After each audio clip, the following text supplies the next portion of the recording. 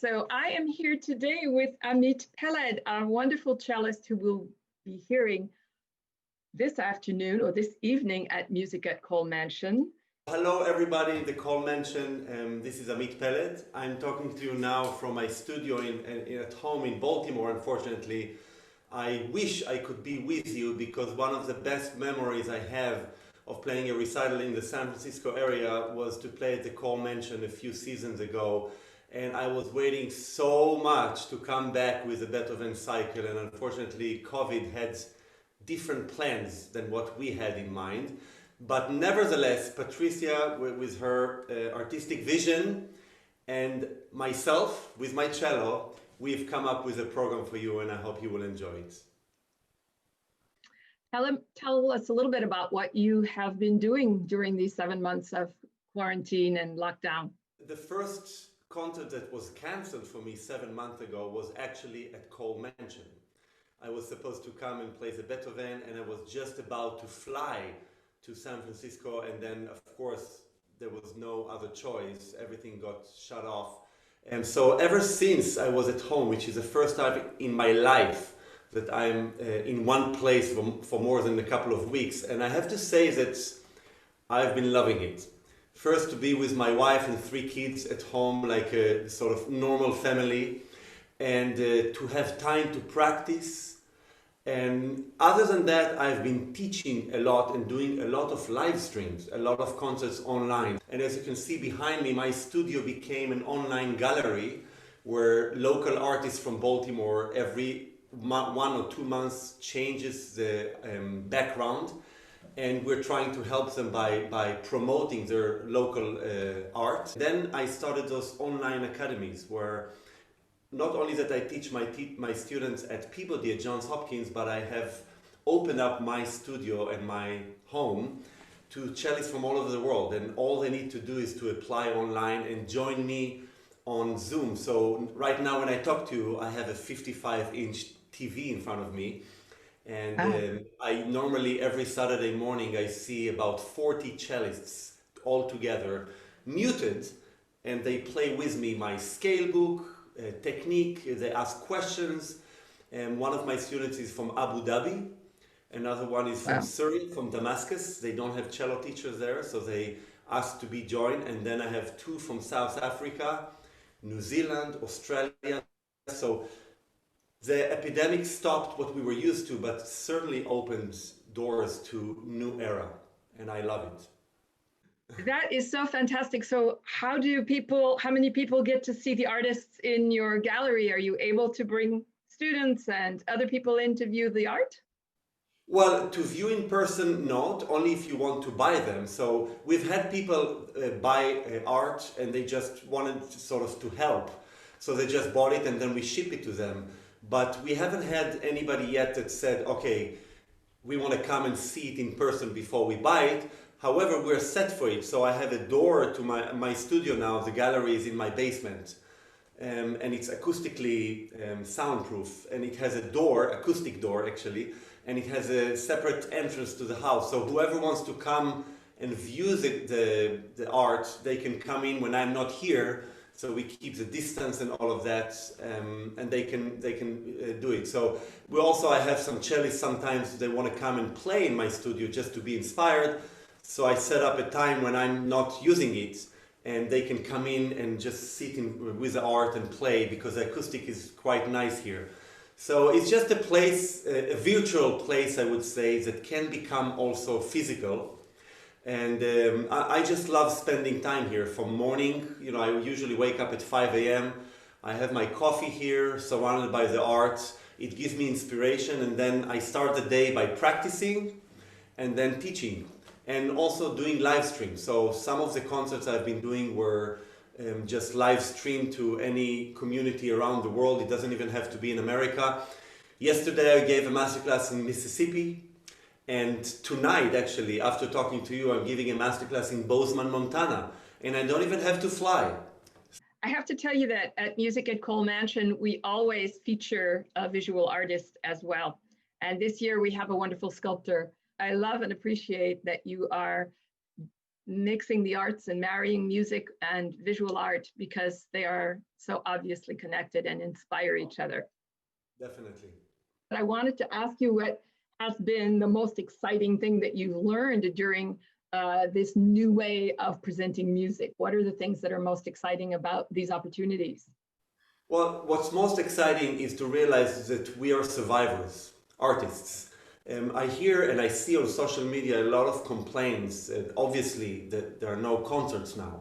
We can't go and do what we used to, but music and art is so strong and has been around for so many hundreds of years that it will somehow survive, and there will be a natural evolution of it. And I think whoever can think outside of the box and find ways to create art will complement them. So the fact that I can talk to you now, okay, you're now in California and I'm in Maryland, but we talk to each other, we communicate. I can share my music, I can share my teaching. So it's evolving into the new era, and instead of resist it, we should embrace it.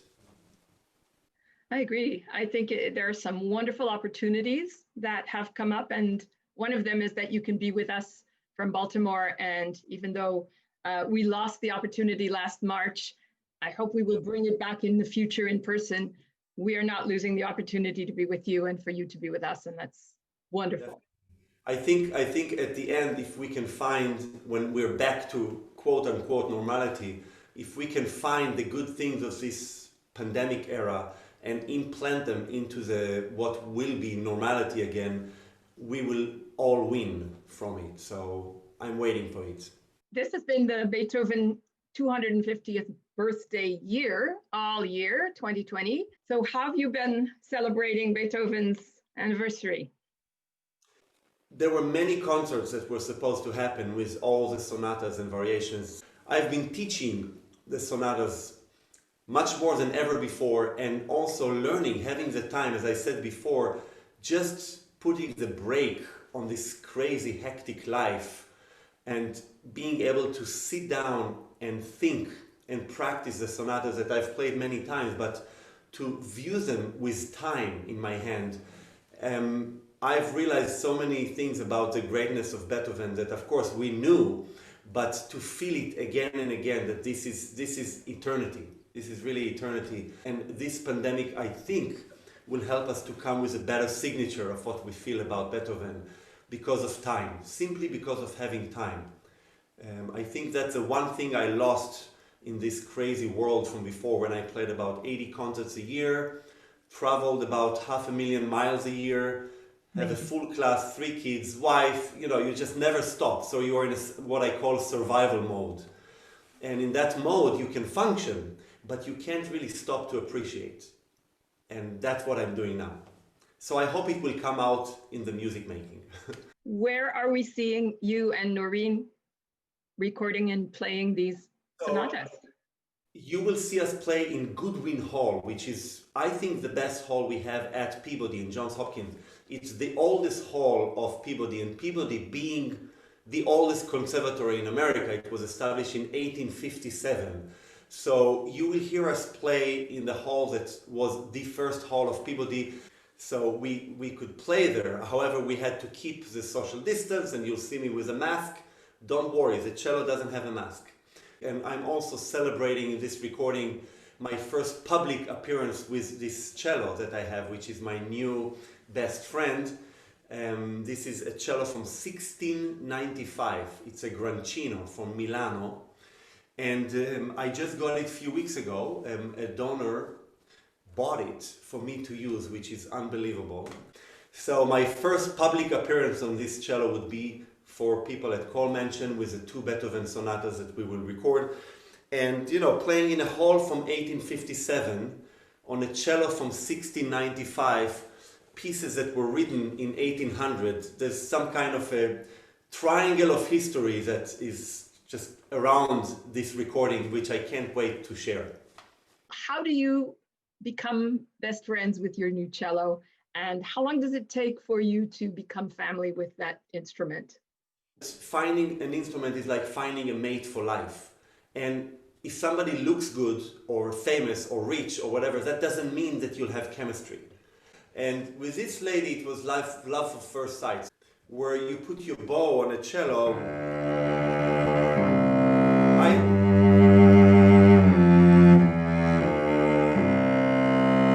And it talks to you in a way, it's like dark chocolate. But when I started playing on this cello, I felt, even now my hair is like up, because there's depth to this cello that I always envision a cello should have. In Hebrew, hot chocolate, we say shoko. So I feel this is like hot chocolate sound. And so the name of this cello is Shoko. Shoko the cello. All of those old instruments were cut down through history, unfortunately, but they were much bigger before because they were meant to be played as bass line in a church and not as solo instrument. However, when cellists became better, they started cutting them down so it would be easier to play. Fortunately, these days we know that they're small, but because they're smaller, they have bigger sound actually. So the depth maybe is not there, even though I think on this cello, it really kept that dark depth of cello sound that we all envision. But most cellos were cut down. The Casals cello in particular were cut down even more than others. So being a giant myself, I'm 6'5", it was a little weird, to try to wear that very fancy suit, but it was a different size. You've been very, very busy during this pandemic, teaching and doing all the things, and you've just talked about what are some of the things you like to do in your downtime? What are some hobbies and things you're enjoying?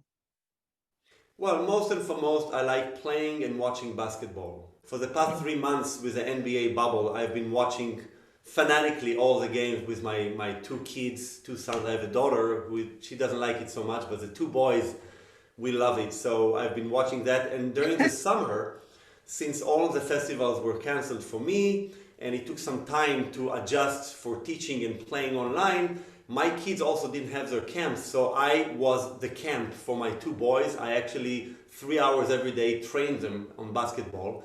And I have to say that it was so much fun because we had so much time together, regardless of the basketball. I don't think any of them will become a professional player. But we had such a great time just spending those hours together in sort of a basketball camp. And every night I didn't know what to do, so I had to read and go online and search, how do you train kids? What do you do? And I bought books and I took it very seriously. So it was a lot of fun. What are some exciting post-pandemic projects that you have lined up that you could tell us about? So the first one would be as I said, to record all the Beethoven pieces, hopefully before the end of the celebration year. Other than that, a piece was written for me. I always had a dream to play a piece, a concerto for cello and a chorus, a choir. So I was supposed to premiere that concerto. It's called House of Peace, and it's based on the Song of the Birds that Pablo Casals used to play. And that was supposed to be premiered last year here in Baltimore with the Handel Chorus Society. It didn't happen, so the plan is to do it early next year, 2021. And then back to conducting. I've been conducting more and more in recent seasons, and I have an orchestra here in town, the Mount Vernon Virtuosi, and we just count the days until we can go back to play. Our mission is to play free of charge concerts for the community. And we do it by raising donations from people in the community that appreciate classical music. So the concerts are free, people can come in whenever they want, and it has been a huge success and probably something I'm proud of most. So I've been doing that in the past few years, and we have extraordinary musicians, young musicians playing in the orchestra. And so I can't wait to go back to all those concerts line up with the orchestra as well. Before we hear your sonatas this evening, is there anything more you'd like to tell us about yourself or to say to our Music at Kohl audience in Burlingame? Well, just that I miss you, and I miss all my audience. The in-person quality of making music is not equal to anything else. So I just want people to know that even though we are survivors and we find ways, talking to somebody or playing to somebody via Zoom is not the same.